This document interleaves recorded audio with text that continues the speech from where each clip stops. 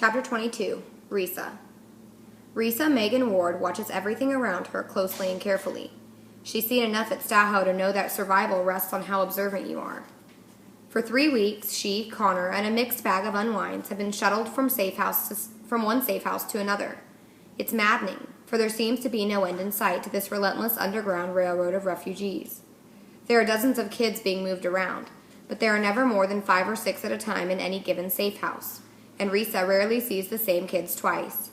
The only reason she and Connor have been able to stay together is because they pose as a couple. It's practical and serves both their interests. What's that expression? The devil you know is better than the one you don't.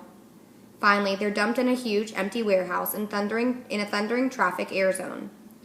Cheap realty for hiding unwanted kids. It's a Spartan building with a corrugated steel roof that shakes so badly when a plane passes overhead, she half expects it to collapse. There are almost 30 kids here when they arrive. Many of them are kids Risa and Connor have come across over the past few weeks. This is a holding tank, she realizes, a place where all the kids are warehoused in preparation for some final journey. There are chains on the doors to keep anyone unwanted out, and to keep anyone too rebellious in. There are space heaters that are useless, since all the heat is lost to the high warehouse roof. There's only one bathroom with a broken lock, and unlike many of the safe houses, there's no shower, so personal hygiene is put on hold the moment they arrive.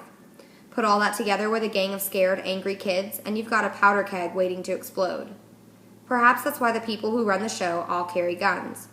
There are 4 men and 3 women in charge, all of them of militarized versions of folks who, like Sonia, ran the safe houses.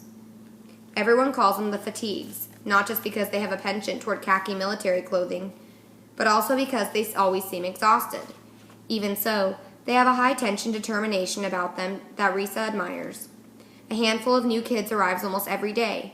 Risa watches each group of arrivals with interest, and notices that Connor does too. She knows why. "You're looking for Lev too, aren't you?" she finally says to him. He shrugs.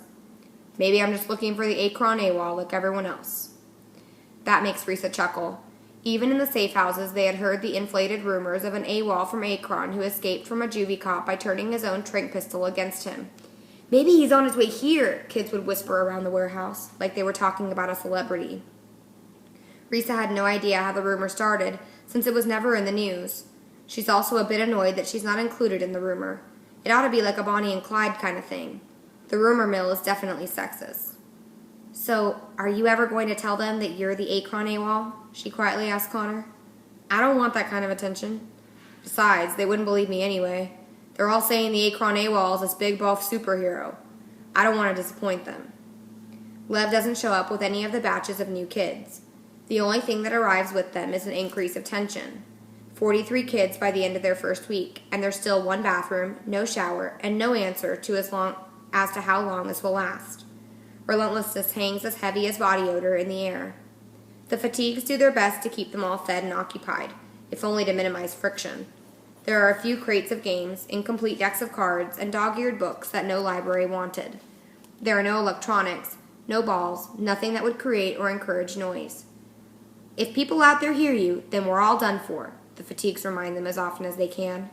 Risa wonders if the Fatigues have lives separate and apart from saving unwinds, or if this endeavor is their life's work. "Why are you doing this for us?" Risa asked one of them during her 2nd week. The Fatigue had been almost rote in her answer, like giving a soundbite to a reporter. "Saving you and others like you is an act of conscience," said the woman.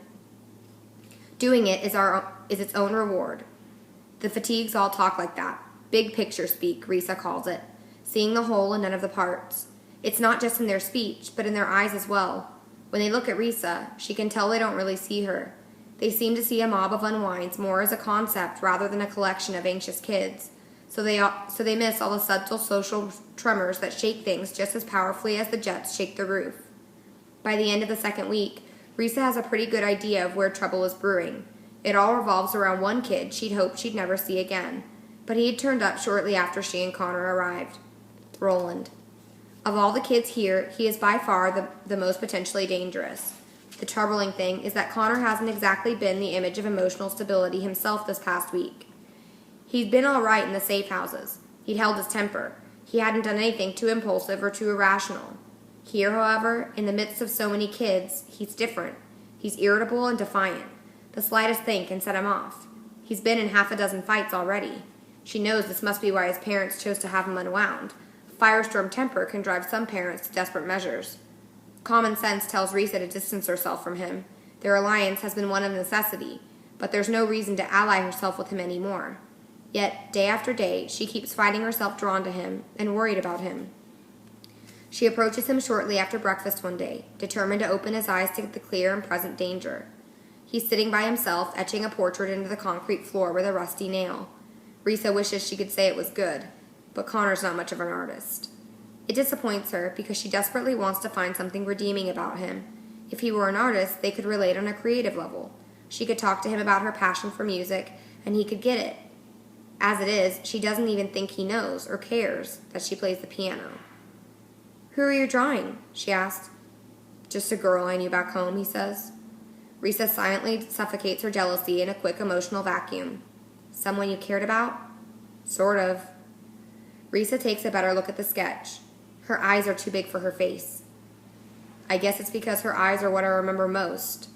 And her forehead's too low. The way you've drawn it, she'd have no room for a brain." "Yeah, well, she wasn't all that bright." Risa laughs at that, and it makes Connor smile. When he smiles, it's hard to imagine he's the same guy who got into all those fights. She gauges whether or not he'd be open to hear what she has to tell him. He looks away from her. "Is there something you want, or are you just an art critic today?" "I was wondering why you're sitting by yourself." "Ah, so you're also my shrink." "We're supposed to be a couple. If we're going to keep up the image, you can't be entirely antisocial." Connor looks out over the groups of kids busy in various morning activities. Risa follows his gaze. There's a group of kids who hate the world and spend all day spewing venom. There's a mouth-breathing kid who does nothing but read the same comic book over and over again. Maya's paired off with a glum, spike-haired boy named Vincent, who's all leather and body piercings. He must be her soulmate, because they make out all day long, drawing a cluster of other kids who sit there and watch.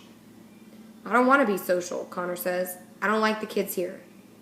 "Why?" asks Risa. "They're too much like you?" "They're losers." "Yeah, that's what I mean." He gives her a half-hearted, dirty look, and then looks down at his drawing. But she can tell he's not thinking about the girl. His head is somewhere else. "If I'm off by myself, then I don't get into fights." He puts down the nail, giving up on his etching. "I don't know what gets into me. Maybe it's all the voices. Maybe it's all the bodies moving around me. It makes me feel like I've got ants crawling inside my brain, and I want to scream. I can't stand it so long. Then I blow." It happened even at home. Everyone was talking at once at the dinner table. One time, we had family over, and the talk got me so crazy, I hurled a plate at the china hutch. Glass blew everywhere, ruined the meal. My parents asked me what got into me, and I couldn't tell them. That Connor was willing to share this with her makes her feel good. It makes her feel closer to him. Maybe now that he's opened up, he'll stay open long enough to hear what she has to say. "There's something I want to talk to you about." "Yeah?" Risa sits beside him, keeping her voice low. "I want you to watch the other kids, where they go, who they talk to." "All of them?" "Yeah, but one at a time. After a while, you'll start to notice things." "Like what?" "Like the kids who eat first are the ones who spend the most time with Roland, but he never goes to the front of the line himself. Like the way his closest friends infiltrate the other cliques and get them arguing so they break apart. Like the way Roland is especially nice to the kids that everyone feels sorry for, but only until nobody feels sorry for them anymore. Then he uses them." "Sounds like you're doing a class project on him." "I'm being serious. I've seen this before.